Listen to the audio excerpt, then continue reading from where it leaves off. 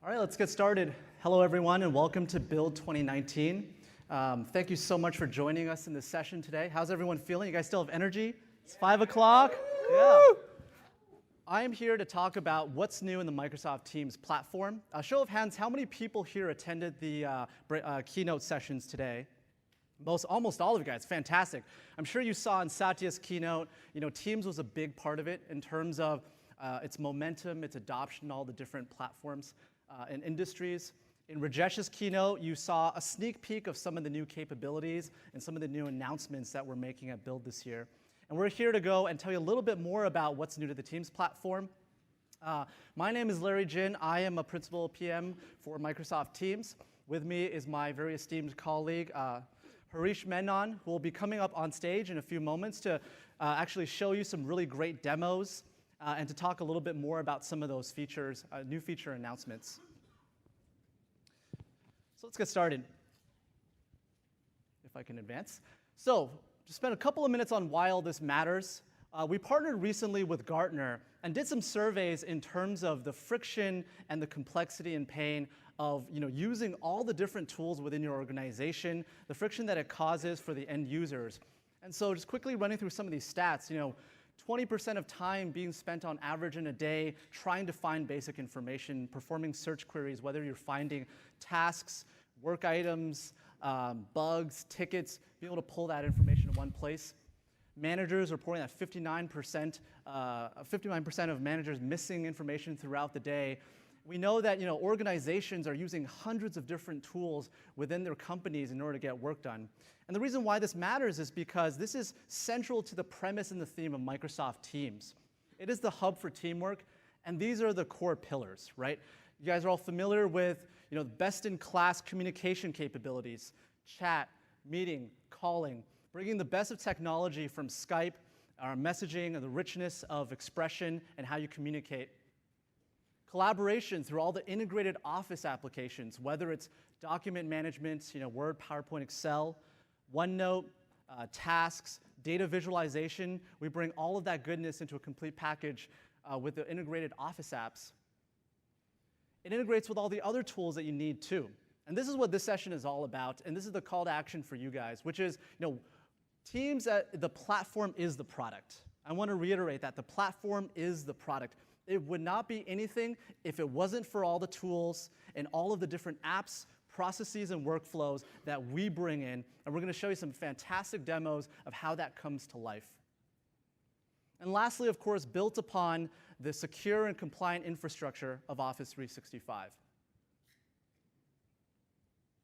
Now, when we think about the different categories of apps and tools that are available within Teams, we of course have the built-in Office apps that I just mentioned. We also have a great set of partner-built apps. Some of those partners are actually in the room today, and they've helped us grow our app catalog to over 250 partner-built solutions, whether it's through Poly for polling, Trello for task management, Adobe for managing signatures, as well as digital assets. But we also know that the platform has to scale to organizations that have custom needs and need to build their own custom workflows and tools. So whether you're building something for your sales department or HR, finance, whether you're enabling employee resource tools like information lookup, 401k balance, benefits, support and help desk, this is an extremely common scenario we see integrated as a custom app into Teams. And of course, various different processes and workflows like expense approvals. Think about all of those tasks that today you get a notification in email. You want to be able to act on it. Maybe it takes you out to a browser. You have to go complete the task there after you sign in, successfully, of course. And then you go back into your workflow. Bringing all of that into Teams, that is the power to enable users to work within their workflow. And more recently, we've been starting to double down on building, really edging into specific verticals, specific industries. We made some announcements recently around innovations in the healthcare space with our Patients app integration. Into retail for first-line workers, we recently announced a great shift management experience right within Teams for first-line workers and workers in the storefronts who are on the go. And so think about this opportunity, for those who are looking at partner solutions. It's not just about, building a one-off app for a particular customer, but it's actually how do you build solutions that can span these different industry verticals as well, and that's core to the opportunity. As I mentioned, we have over 250 apps in the Teams App Store. And so the main takeaway here, apart from the pretty logos on the slide, is that we have partners small and large. We have ISVs we've worked with who have 7 employees, up to large companies that we've partnered with, SaaS providers that have 70,000 employees. And we run a spectrum all through the middle. And we want the platform to be open to all of these developers, all of these services who want to add value to teamwork. Momentum. I think we're all tremendously proud of the momentum here. I stood, not on this stage, but a similar stage 2 years ago to announce the Microsoft Teams platform. And the time since then, we've just seen tremendous growth. Over 500,000 organizations using Microsoft Teams, 91 out of the Fortune 100. And if you check today, it's probably even more, but I'm not allowed to say that. 100 million monthly active Office users. This is the user base and the reach that you can tap into when you build for Teams. So now let's get into the meat of it. Before we go into what's new, I want to recap, what are the pieces of the Teams platform? We start with the core capabilities on the left here. We have commands and actions. Now, in the past, you might have seen this with messaging extensions, and what we're doing is we're bringing that together into a core set of scenarios that allow you to integrate these different workflows into the conversational experience. We have, of course, bots and connectors. Now, if you saw the keynote today with Satya, you saw all the latest innovations in building NL-based chatbots, facilitating or making it easier to build these multi-turn interactions and dialogues. And because Microsoft Teams supports the bot framework fully, anything that you build, any investments into the bot framework, carry back into Teams. Tabs, of course, a main differentiator for the Teams app experience, allowing you to collaborate around content, whether it's a dashboard, whether it's a task list, project board, being able to bring that content into Teams. And what's amazing is that we have multiple on-ramps to build these experiences. You can build a web app experience from scratch. You can take advantage of Power Apps and the existing investments with Power Apps, or you can bring your SharePoint framework web parts into Teams as well, and you don't have to change your code in order to bring those investments into Teams. And lastly, of course, Microsoft Graph, harnessing the intelligence and insights in the graph. We have a set of dedicated APIs in the graph to automate teamwork, whether you want to automatically create teams, create channels, manage membership, read out messages. We have some enhancements in the graph that we're sharing today, as well as these other capabilities that Harish is going to show in a moment. We are committed to reach across devices. This is an important point, and it's something that I think we haven't done as much in the past. We want to make sure that the app experience you build for Teams, whether it's a bot, tab, message extension, works across iOS and Android, in addition to web and desktop. And this is something we're committed to, and we have some demos and announcements later today. Now, for organizations that are building these custom apps and want to deploy those to those end users, we want to make sure that we provide the right tools to IT administrators to deploy those apps and to enable them for their organizations safely and securely. And so we have some new additions there that'll make it easier and more effective than ever for the IT admins in the audience to go and manage those apps. And lastly, I'm super excited about this. For the ISVs in the audience, for those that are publishing Teams apps, that have published apps to the store before to reach that global Teams audience, we're making it easier than ever for you to publish your app. And there are also some new opportunities in terms of reach and monetization that we're excited to announce there. And so with that, I'd like to turn it over to my excellent colleague, Harish, who's going to come up and show you some of these new capabilities. Excellent colleague. Don't hear that often. Thank you, Larry, for the great overview. But now let's get to the main event, which is cool new ways in which you guys can leverage Teams to build great new apps. To start with, let's look at the commands and actions platform. One of the big value propositions of Teams is to be the hub where you get all your work done in your organization. But during the course of a conversation, you might realize that you have to create a quick task, fire off a build, or start a pull request. All of these activities today mean you have to context switch to a separate app to get that work done. But with the commands and actions platform, we are hoping to get all those actions right at your fingertips, be it from a messaging extension or a compose box, or from the command box, we got you. You can initiate an action no matter where you are in the product into your app. This, we are hoping, will help minimize context switching and help people be way more productive within Teams itself.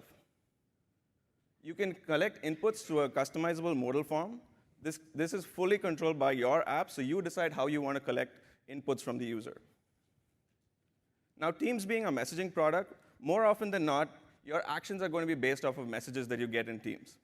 So for instance, I can get a message like this from my manager saying, hey, we need new designs for that app we're proposing to the client. Based on the tool set you're using, this can mean creating an issue in Jira, creating a work item in Azure DevOps, or creating a task in Planner. Well, now you can kick off all those actions directly from a message. So this message from my manager can be the starting point to initiate an app action directly within your app platform. So for instance, one of the great values of this is the entire message content is available to your app to leverage. So for instance, anybody who's been mentioned in that particular message, the subject, the body, even people who've reacted to that message is available to your app to utilize. So in this case, this message from my manager becomes a starting point to create an issue in Jira and get going from there. Just like messages, links is a very common way in which you share content in Teams. For instance, take this common thing that we do on a daily basis, which is sharing a link to a private GitHub repo issue that I've filed. Today, all you get is that experience on the right, which is I just get a link and I don't know what to do with it. I'll have to click, leave Teams, go to a separate browser to actually get some information out of it. But now, we're letting apps register to specific domains so that it can serve custom previews for links. So for instance, in this case, GitHub can register for any GitHub event that's been shared and provide a custom preview right in line as the user is composing the message. Immediately, you can see there's a lot more that the user can do from just seeing that link and seeing more information around what that particular issue is about.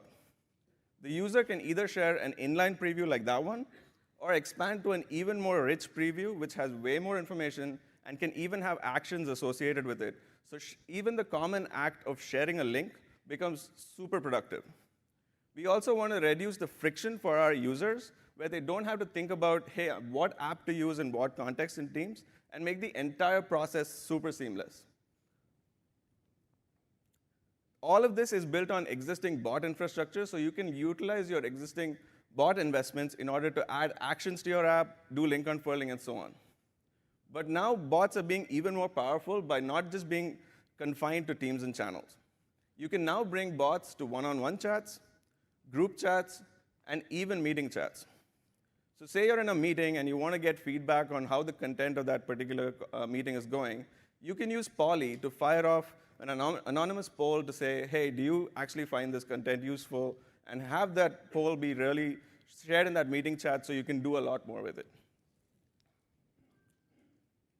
Speaking of Polly, one of the most common issues that we see is the interaction model that you have to use with a bot. For instance, with Polly today, you have to @mention Polly and specify this question, answer, answer format in order to utilize Polly. If you're someone like me who makes typos all the time, this message is sent publicly in a channel or chat, and that can lead to some embarrassing situations if you want to fix something quickly. But now, we are combining the earlier actions framework that we spoke of with bots so that you can kick off a Polly conversation directly from a compose box. So for instance, you can pin Polly to your compose box, and it travels with you no matter where you are in Teams. So you can use that as the entry point to your bot, and not like a complex syntax that you need to remember. So clicking that particular Polly button brings up a custom form, which is completely controlled by Polly.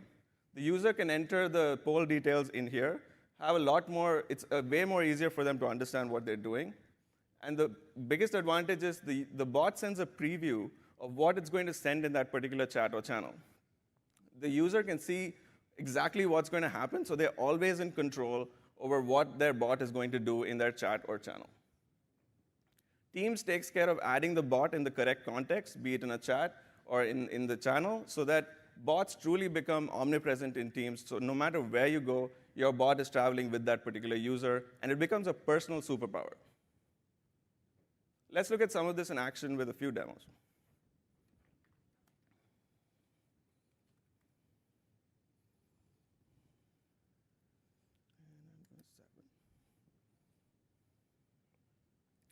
So here I am in a wonderful partner of ours called Lucidchart. I'm working on a new flowchart for a new API that we're designing. Once I'm happy with the content that's in here, I want to share this with my teammate to get their feedback. So I can, instead of going to Teams and figuring out which particular app and which point to use, I can just take this link, go into Teams, start composing a message, say, hey, this is the new design, and just paste the link. And Lucidchart gets notified when this particular link is shared, and they provide a custom preview right in line as I'm composing the message. Since this is a very visual app, I don't just want this small inline preview, I want a full detailed preview. So I can expand this card out and see a full card and then send that out to my channel. So the person who's receiving this message in the channel has way more to go off of simply by looking at that message. All I've done in this so far is just simply paste the link, and you can see how much more productive that simple action is with link unfurling. So now that we have this in our channel, I can say, hey, we should prototype this. And you can see that I wasn't lying about typos. And now, because of message actions, this simple message becomes an actionable starting point to start off a workflow within the app. For instance, in this case, I can use this message as a starting point to create an issue in Jira so that this work is tracked in our backlog. So I can say, create an issue. And Jira comes up, and they draw the form that they need to get more information from the user. Like I mentioned, the entire message content is shared with Jira, the app, so they can choose what they want to do with it. So in this case, Jira has chosen to add the message contents directly in the description so that I don't have to retype whatever is present here. You can do even more. For instance, if I had mentioned somebody, it could automatically start assigning it to that person. It could take the subject and put it in the title if it needs to. So the whole message content is available to your app to do whatever you want with. So in this case, let me just create a description and say proto and assign it to somebody. In this case, I'm choosing Igor, and say create. And once you create the issue, it goes to Jira, creates the issue in the backend, and puts the message in the reply chain directly. And I can send it out, completing the workflow, starting from Lucidchart, where I shared the design, going into saying, hey, let's prototype this, and even creating a work item to track the work that we're doing to prototype this. All of this in a single reply chain, making sure that all the activities that you need is done without needing to context switch between multiple apps, and making everything available to you right at your fingertips. Now that I'm done with work, I want to meet up with my lunch buddies for some good old food. So here, instead of using @poly to initiate a conversation, I can just click the poly button. And this brings up an easy form for me to enter my poll details directly. So in this case, let me just say lunch options. I should say drink options for later, but still. And say pizza, and okay, and say create poll. And now Polly comes back with a preview of what it's going to send in this particular chat. And here I've now realized that, hey, it's a wonderful day outside, maybe we should do some food trucks instead. I can click on edit, go back to my previous view, everything's pre-filled already, I just need to add my option in here, and I can say food trucks. Oh, there we go. That. Say create poll. Now I get to see a preview of what exactly that poll is going to look like. And when I hit send, Polly sends that particular message in this chat.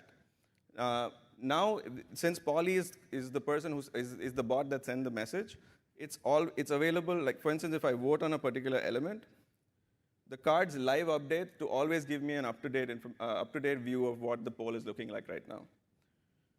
So let's go with pizza for now. Switching back to the presentation, let's look at how to actually add this to your app so that you can start leveraging this as soon as you get out of here. To recap, let's just look at the manifest first.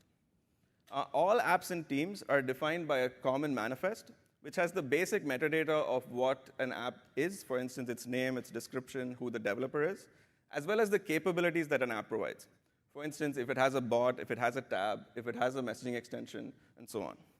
For the most part, I'm going to be focusing on the compose extension and commands aspect of this manifest. So first, let's look at message actions. To add a message action to your app, you need to specify a new context property in your command. So this context property tells teams that this particular command is meant for a message. So as soon as we see it, we populate the more actions menu with that particular command. The title of a command is what we showcase within the more actions menu. The type of action tells us this is an action type command, and fetch task equal to true tells us that the app will provide us the input form that is necessary in order to complete this action. So for instance, this from Jira comes from the app in order to sort of enter the details for the user. There's a great level of flexibility in this one modal dialog. You can go with a completely no-code approach where you statically define the parameters in the manifest. In this case, Teams takes care of adding all the necessary forms and drawing out the form for you. The only downside of this approach is that in order to change the inputs, you would have to update your app. There's the low-code approach, which is using an adaptive card. Here, it gives you a lot more flexibility on how you specify the layout of the inputs. And also, it gives you the flexibility to update the inputs without having to update the app because it's dynamically fetching this card every single time. And finally, there's the completely custom approach, which is to build a web view-based form, in which case, like what Poly is done, it embeds a web view form right within the modal dialog. This is a little bit more expensive approach, but at the same time gives you a lot more finer level of control.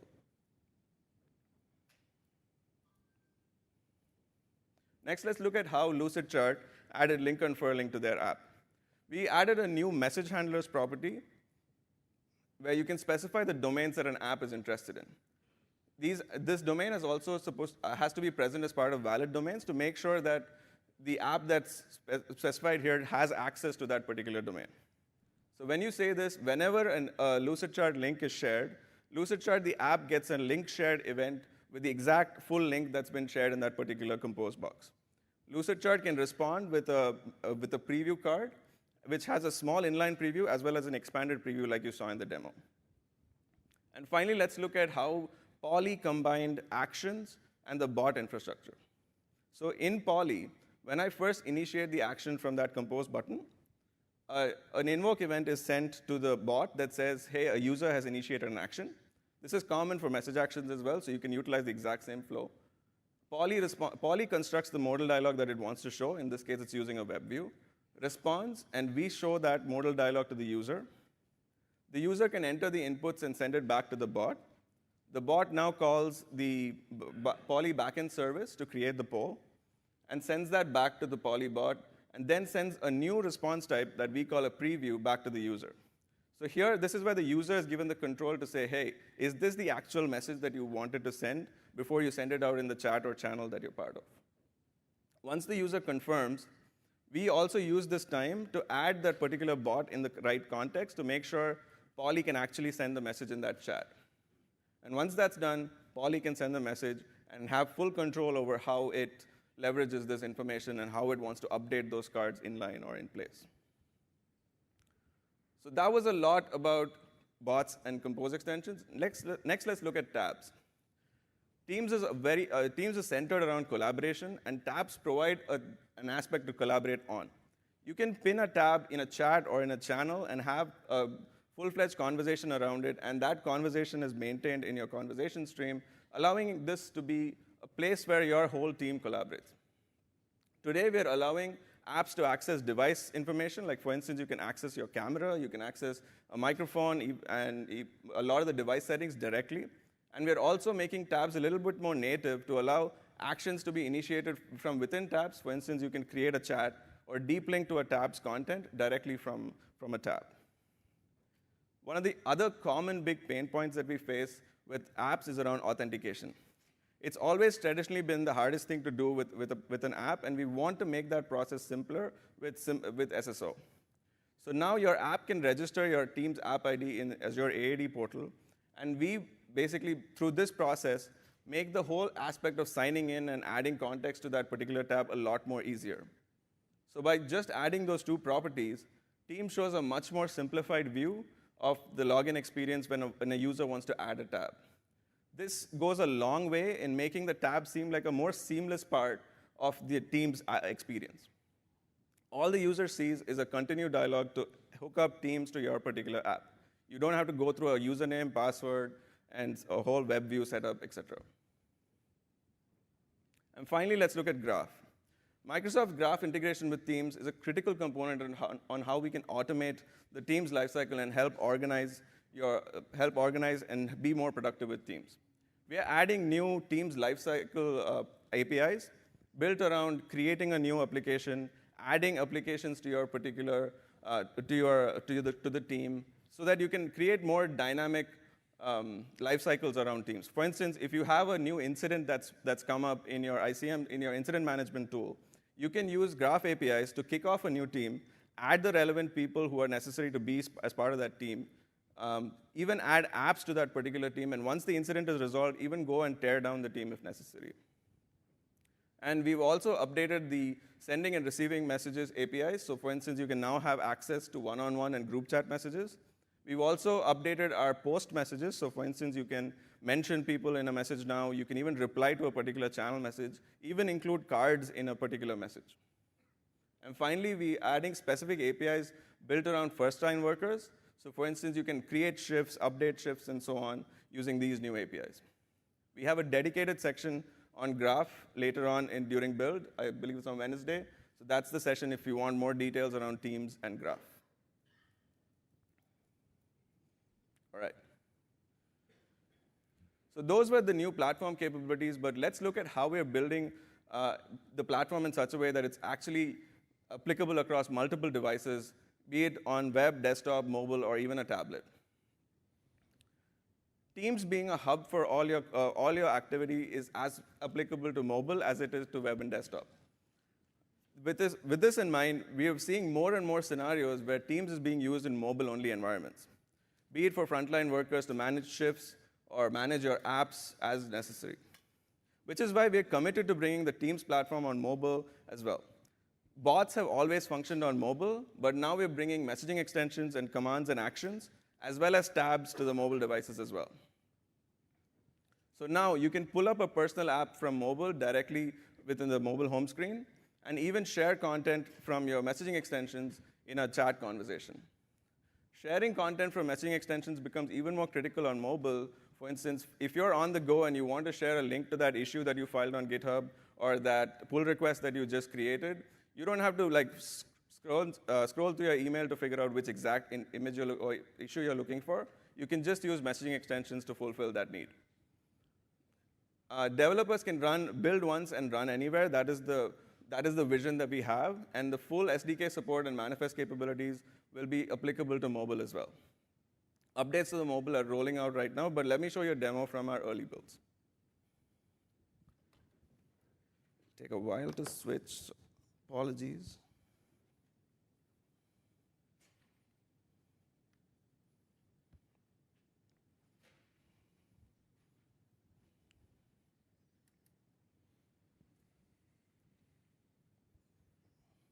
All right. To start with, I'm actually doing this demo from an iPad, and then I'll switch to a phone as well. I told you, all devices, all the time. So to start with, let's look at bot integrations. So this is an app from Workday, which is a tool to manage your HR processes. For instance, we're all at a conference right now, and I'm sure there's a lot of expense management you guys will have to do as soon as this is done. Workday has an expense management workflow that they've implemented here, so I can say enter expense. And it says upload a photo of the receipt. So I can use, because this is a mobile device, I can simply click on the image icon, say take photo, have access to that particular receipt that I want to track. Say that's it. Say done. You can say I'm hungry because I can just say this is lunch. And send that out to the Workday app. And what this does is it analyzes the receipt, figures out what the exact cost was, and associates that in the expense tracking tool. This will take a while to process, so let me just go back to show you a completed one that we've done from earlier. So for instance, here you can see the expense was created, and the amount was $14.75, and the image was also associated with the expense. So everything that you wanted to get done with that whole expense tracking is taken care of right from the mobile device on the iPad. Next, let's look at mobile.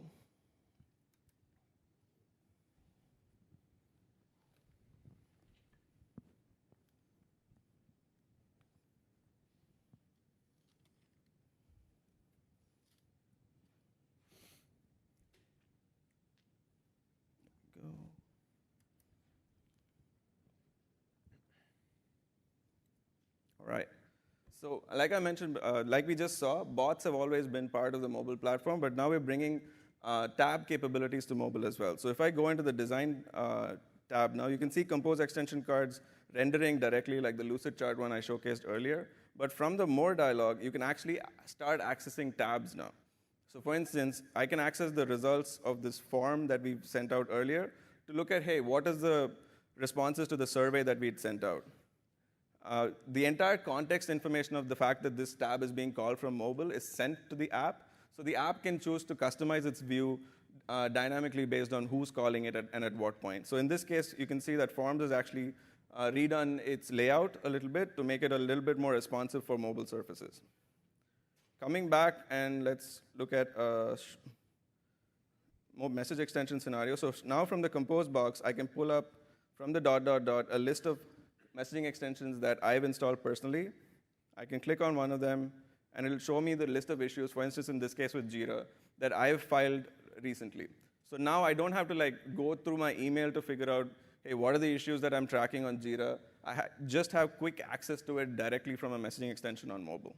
So in this case, I can just pick one of them, and that gets added. It's a tiny bug, of course there is.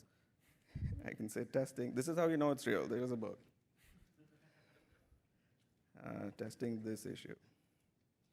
And you can even comment on top of a messaging extension. That's one of the key values. And when you send it out, the full expanded card is sent out in the chat context. This is applicable as much to others like mobile and Lucid Chart, etc. as well. So let me just switch back.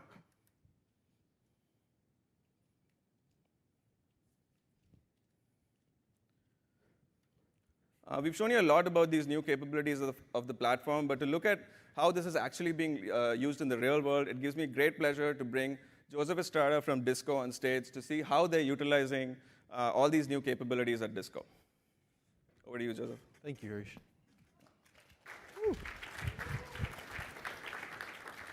Hello, my name is Joseph Estrada. I'm the CTO and co-founder of Disco.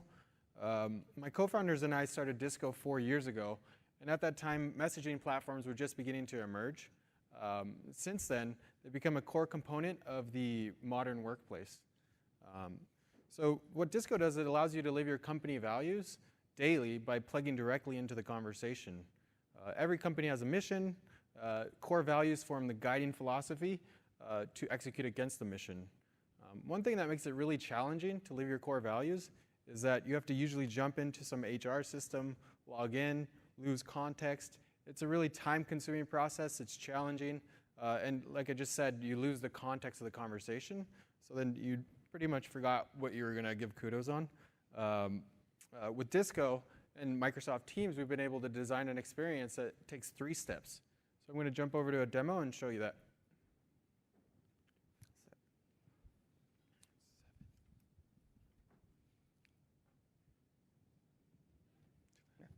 Okay.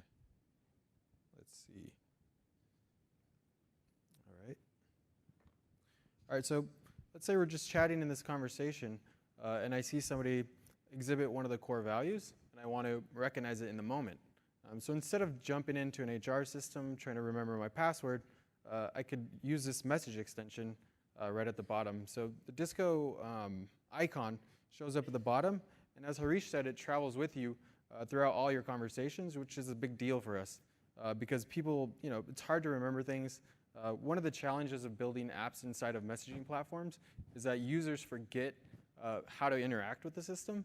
And so by being ubiquitous and traveling with you, it makes it very easy to interact with an app. So let's not uninstall that. That'd be bad. Okay, so what just happened is we received an event on our backend. We replied with a task module, and inside of that task module is an adaptive card.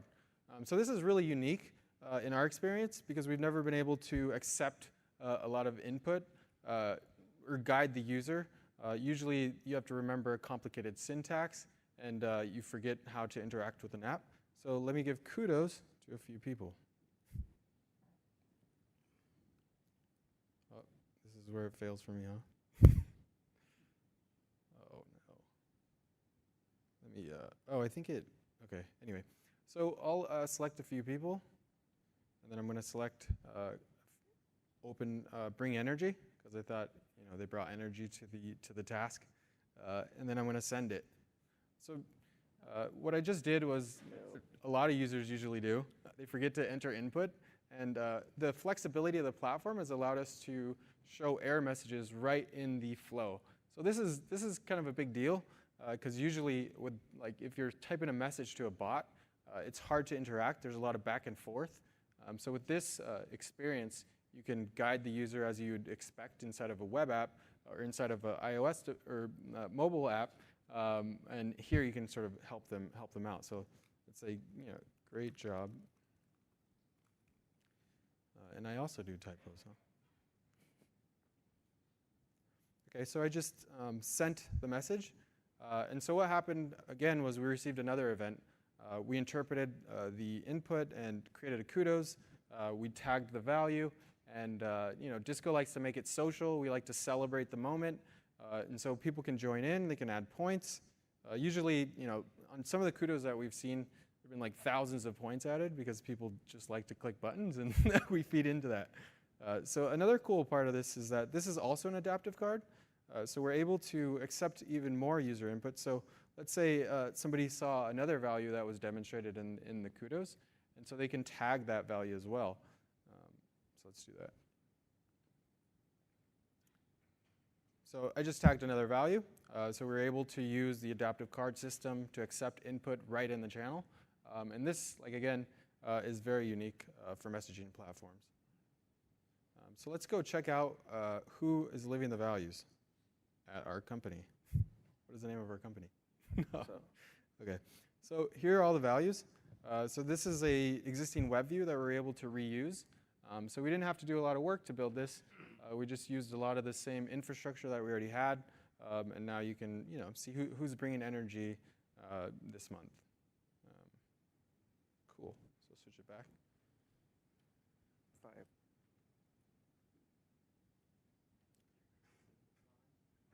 Are you good? One mic. He's sleeping back there. No. Hopefully we didn't fall asleep. Oh, thanks. All right, so thanks for that demo. Maybe you could talk a little bit more about why you chose to build for Teams, and what's kind of the experience been so far. Sure. Yeah. So I mentioned this a few times, but the platform itself is very flexible to your needs. So it's really easy to build against a lot of use cases, and that has been really beneficial to us. And that's also allowed us to cut down on engineering costs because we're able to reuse a lot of components. So for example, our first app took us about 30 days for one engineer to complete it.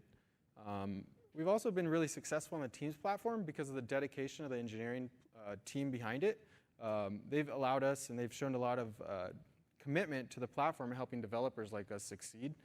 And that's always important to us because we've worked, there's been a few different platforms out there, and I'm sure as developers, if there's not a lot of support, then it's hard to put an investment in. And then another piece is that from our investment into Microsoft Teams, we've been able to work with some customers that have expanded their deployment from 50 people and are now expanding it to their entire organization of 90,000 people across the enterprise. And that's just one example of the massive market opportunity on the platform. We're really optimistic about it. Awesome. So it's not all sunshine and roses. If there was one feature that you wish we had, what would it be? So something we Let's say private channels, by the way. I want to say private channels. That's here now. That's here. So one thing that we spend a lot of time on is user onboarding. And there's this experience, I don't know if you've installed an app on Teams before, but right after you install an app, you get a modal that sort of pulls you into a channel or shows you a message extension.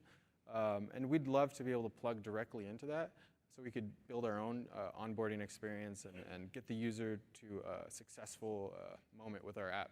Cool. Well, try to get on the backlog. We'll use your Jira extension to go create Who do I one talk to for it or Who do something. Yeah. What's the capability you're kind of most excited about today based on the announcements that you want to work into Disco? Sure. So I think the demo that I showed you is what we're most excited about.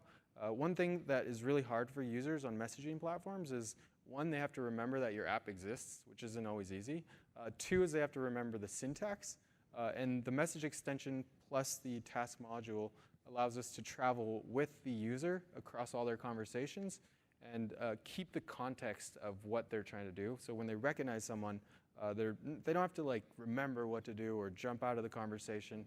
And I think that's a really awesome experience. Awesome. Well, thank you so much, Joseph, for kind of sharing Disco's story. So give him a round of applause.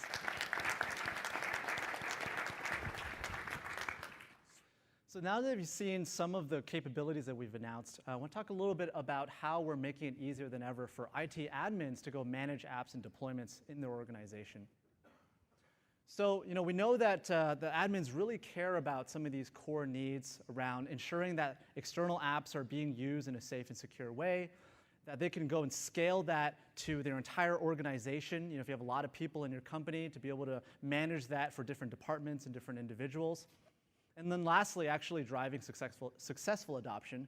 So the reason why this is important is because if you're building an app, whether you're an ISV building it for the global Teams user base, or if you're building it just for your own organization, it's important to know about the different tools that are at the disposal of the admins in order to go and drive adoption of that app. So what do I mean by that? We're announcing we have these 3 policies, one of which is already shipped, and a couple more that are on the way. The first one is called App Setup Policies. App Setup Policies is a new way that organizations can go and customize their Teams experience right out of the box for their end users. What you can see here in the screenshot is in the Teams Admin Center. What the IT admin can go do is they can actually specify the order and which apps appear by default in the app bar on desktop and mobile clients for the Teams end users. You can pick from the built-in workloads like activity, chat, calling, meetings, messaging, meetings. You can also pick from external apps. So if you really want, you think Poly or Disco, let's say, is key to living your company values, and you want to pin that as a default app, you can do so. Or if you have a custom app that you've built for your organization and you're rolling it out for an internal process, let's say expense management or time tracking, you can also go and pin that by default. You can also assign those policies on a per user basis, which means that you could deploy these apps for different departments and different users based on their needs. And so what that ends up looking like is, on the far right, you have the desktop client, and you can see all those different icons show up based on what the IT admin has set. Similarly, on mobile, we're going to go and make sure the same policies are enforced there in terms of those custom apps. So app setup policies are already available for your organization. You can go to admin.teams.microsoft.com, and you can actually start playing around with this right now. We have 2 other policies that are coming that are very important from a management standpoint. One is app permission policies. This will allow you to go and enable and disable apps for specific users in your organization. So for large enterprises that have been concerned about enabling third-party apps, sort of carte blanche or for the entire company, you can now do a slower rollout and a pilot. So if you have a specific department of, let's say, 100 people, and you want them to get access to a particular third-party app, you can now enable that app just for those users in the organization. And for everyone else, it'll be blocked, and we will prevent access to those apps. And lastly, with sideloading policy, a lot of companies have been hesitant to enable sideloading for their organization. So it's been hard for developers in those companies to actually build and test apps in the production tenant. And of course, the IT admins want to do this because if they open up sideloading right now, it's an all or nothing action. So all the users in the organization would then get access to sideloading. Instead, with the new policy, you'll be able to decide on a per-user basis whether those users can sideload into that production tenant, thus giving you more granular control over those that can develop and test within your organization. So as I mentioned earlier, app setup policy is already generally available, and the other two policies are going to be rolling out in the coming weeks, so be on the lookout for that. Now, more than just being able to manage apps, it's important that developers have insight into what apps are doing, right? A lot of our customers say, we don't want to turn on external apps because we don't know where the data resides. We don't know if they're GDPR or SOC or HIPAA compliant. We don't understand their data safe handling practices. And so we're excited to announce we've been working with a large number of our partners to actually certify their apps, beginning with a self-attestation program. What that means is that we've worked with a large number of our ISVs to go fill out a detailed questionnaire around data handling and security and compliance. That information we collect as Microsoft, and we will surface it to the IT admins so that they can make effective decisions around whether to enable or disable those apps. Our eventual goal, of course, is to go ourselves, Microsoft, be able to certify that information and make sure that what the developer has provided is 100% accurate and factual. But to begin with, in that first step of the journey, we will allow the developers to self-attest. So at least if they've gone and done the work to get SOC compliant or gone through the audits, they're able to publish that information into a central place. Because even today, it's very challenging for our customers to go and look at all the different apps and try to piece together that information themselves as to whether these apps meet the different compliance bars. And so as I mentioned, this will begin with a smaller set of partners as part of a pilot program. And you can see some of the partners that we've already started to work with, including Disco, among many others. And over the coming weeks, we're going to be publishing more information about how all the developers in the Teams ecosystem can participate in this program. Lastly, I want to talk about publishing. So we're excited to announce that Microsoft Partner Center is going to be the one-stop shop for our ISVs to go submit their apps. Now, in the past, you may have had experience with Seller Dashboard and a bunch of different processes and steps to go and submit your app so that it shows up in the Microsoft Teams store. We are moving this to the Microsoft Partner Center, which is used actually by developers across all of Microsoft to go and submit their apps, including Windows and Xbox. And with this, it's not just moving the cheese, we're also adding new features. So we're going to support localized packages, so you'll be able to deploy a version of your app for German users. So if they switch into German language, they will get the appropriate language-specific icons, names, descriptions. It's also going to support multi-user and AD login. So as a developer publishing a Partner Center, that's going to be a lot more flexible for your team to collaborate around that submission. We're also going to be adding analytics. So as a developer, you can see how many users have actually installed and engaged with your app through the Partner Center. And then lastly, we're streamlining the approval process. So no more separate email alias, no more sort of funky two-step submission. All that information is going to be centralized in Partner Center. You're going to be able to see the latest status of your submission. So I'll walk you quickly through what that looks like in the product. These are actually screen grabs I grabbed. They're not mock-ups, so there are small elements on here that are maybe not going to be final in the build, but as we're working on it. So this is the Partner Center. I can go and say I want to submit a Teams app. I'll upload my app package as I do today in terms of the manifest and the icons with my zip file. And then I'll be able to declare all the different categories and all the different industries that my app supports, so fairly similar to what we have in Seller Dashboard today. And then you'll be able to manage different languages. So as I mentioned, you'll be able to support your app in different languages and locales. You can specify that based on this list here. And then for each one of those languages, you'll be able to fill out a different listing, providing things like the display name, the icons, screenshot assets as well. We recently added screenshots into the Teams App Store inside of the product. And then once that checklist is complete, you can then publish your app, provide some tester notes. And then this dashboard view basically tells you the latest on your submission, where you are in that approval process, and then what markets you've enabled it for. Now, one last thing. You may have heard in the keynote earlier today that we're creating some new opportunities for ISVs to actually reach and monetize their solutions. So when you build your app today, you're envisioning what you want to do, you read our documentation, you take advantage of all those capabilities that we saw earlier in the session, and then you submit it via Partner Center, as I just showed you. But how do you actually make money off of that? Right? How do you actually leverage Microsoft's channels to bring your app, your solution to the market and then monetize it?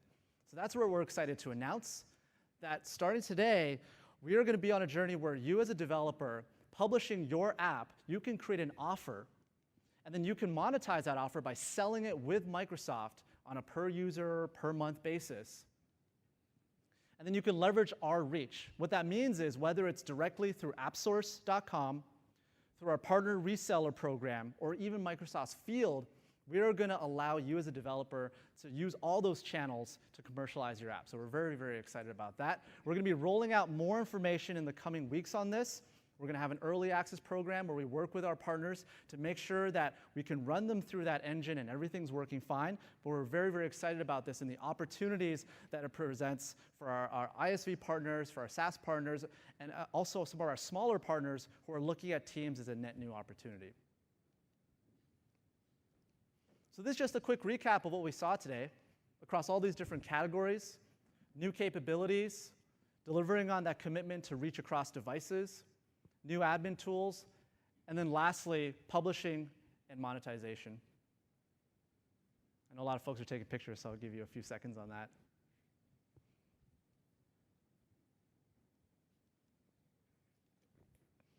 Another thing that we're very proud to announce is we have a set of new app templates.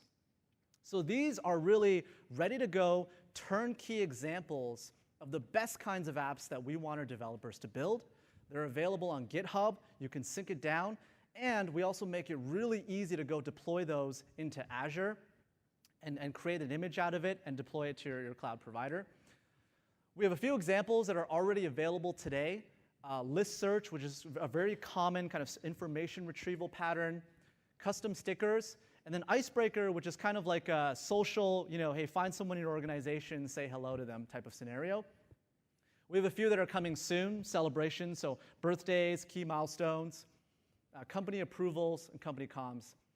The purpose of these apps is to really inspire and to give you a starting point. So rather than have to start from zero and create an empty project template, write all the code yourself, it will give you this ready to go. You can sync it, and then you can modify it to connect to your back-end systems of record. So if you have your own back-end service that you want to power for search, or maybe you have your own custom sticker set and set of assets that you want users to be able to share within Teams, you'll be able to do that. And really just trying to accelerate that development and get you from 0 to 60 with as little work as possible. And then we also want to make sure that these represent really demonstrating the key Teams app design principles. So really taking advantage of the best capabilities, the ones that you saw today, and making it really easy to go and get started. So those are already available today. I encourage you guys to check it out. We have a theater session, TSP 2036, that's going to be covering this in a lot more detail and actually showing you the mechanics of syncing that project down and then deploying it to Azure with one click. So I really encourage you guys to check that out. A couple more Teams sessions. So you guys are here, obviously, in the What's New in the Teams platform. We have a session tomorrow that's going to go and deep dive a little bit more in terms of, from a technology standpoint, how do you connect your existing investments in technologies like Flow, Power Apps, Microsoft Bot Framework, SharePoint, and how do you start to bring those in and light those up using the capabilities that you saw today, be it a bot or a tab, and so on. So I encourage you to check that out, and it'll go a little bit deeper in terms of leveraging those technologies. So that's tomorrow from 5 to 6. And lastly, we'll have, as Harish mentioned earlier, a dedicated session on graph and teamwork. And I really love this topic because it's actually going to show you some really interesting things about how to take advantage of using graph, not in just the traditional sense of doing scripting or automation. Okay, something happens, I run a script and I create a team. But Nick is actually going to show you how you connect that to your bot. So if you want a bot that can listen to all messages and then fire an adaptive card, He's going to show you how to do that. So I really encourage you to check that out, and there will be some interesting novel ways in which you can employ graph in your app and in your solution. So where do we go from here? Get started. For those that haven't checked out our documentation, ak.ms Teams dev docs, I think there's a word missing there. Join our community. Check out our blog, where the announcements that we made today will also be available in greater detail. And thank you for coming to the session. Hope you guys have a great rest of the conference.